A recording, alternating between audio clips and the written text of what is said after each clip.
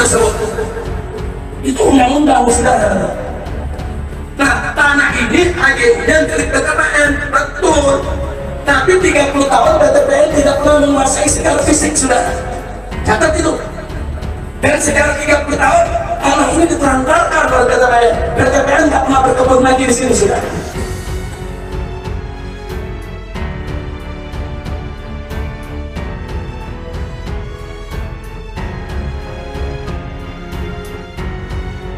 Habib Rizik Syihab terancam terkena kasus hukum baru jika menolak pesantrennya digusur.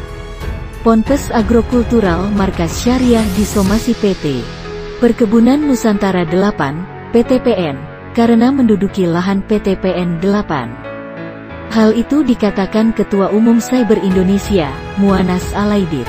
Muanas mengomentari FPI ingin berunding dengan PTPN 8 terkait sengketa lahan itu. Tidak akan ada kesepakatan apapun, dugaan saya PTPN 8 tetap pada pendiriannya sebagaimana somasi yang beredar, kosongkan lahan atau berujung pidana atas penguasaan lahan secara ilegal, babak baru deretan kasus HRS menolak taat hukum, kata Muhanas dalam Twitternya, Minggu, tanggal 27 Desember tahun 2020. Senin besok tim advokasi Markas Syariah berencana akan berunding dengan PT Perkebunan Nusantara 8, PTPN.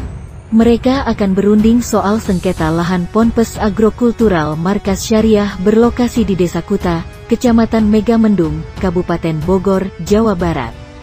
Salah satu tim advokasi Markas Syariah, Aziz Yanwar mengatakan pihaknya berencana akan melakukan pertemuan dengan PTPN 8. Insya Allah kita akan melakukan pertemuan dengan pihak PTPN 8. Senin besok, katanya saat dihubungi suarabogor.id, Minggu, tanggal 27 Desember tahun 2020, sore.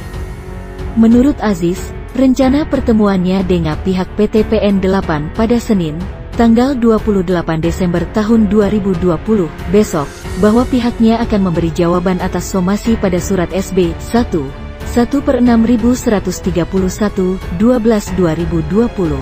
Tertanggal tanggal 18 Desember tahun 2020 lalu.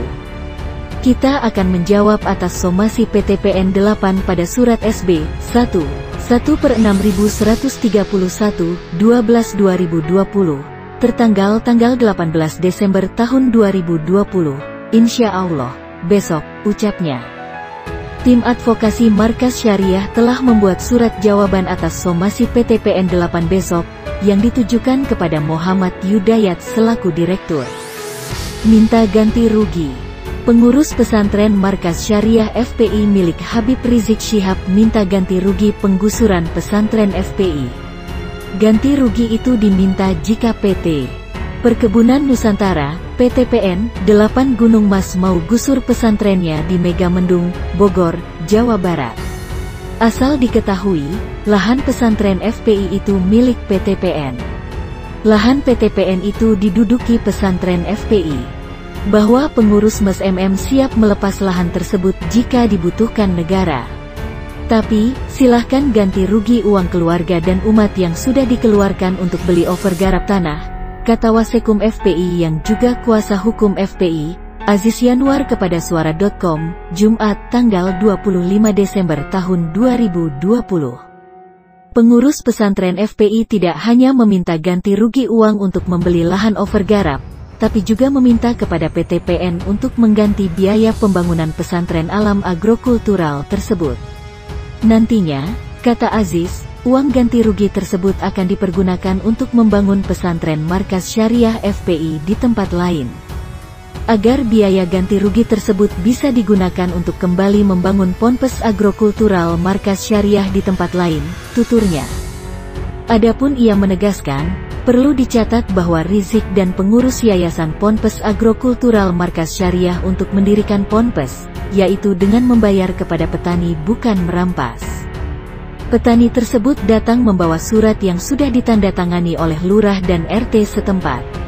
Jadi tanah yang didirikan Ponpes Agrokultural Markas Syariah itu semuanya ada suratnya.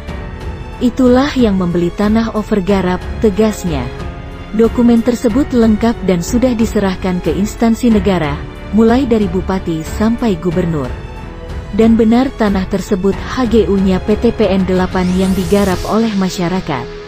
Jadi kami tegaskan sekali lagi bahwa kami tidak merampas dari PTPN 8 tetapi kami membeli dari para petani, sambung Aziz. Sebelumnya diberitakan, PT Perkebunan Nusantara, PTPN 8 Gunung Mas sudah somasi pihak pesantren. Pesantren agrokultural Markas Syariah Megamendung berdiri di tanah seluas kurang lebih 30.91 hektar di Desa Kuta, Kecamatan Megamendung, Kabupaten Bogor, Jawa Barat. Surat yang beredar itu menunjukkan, perintah pengosongan lahan pesantren tersebut dilayangkan melalui surat somasi pertama dan terakhir berkop PTPN 8 dengan nomor SB 11/6131/12/2020. Tertanggal 18 Desember tahun 2020.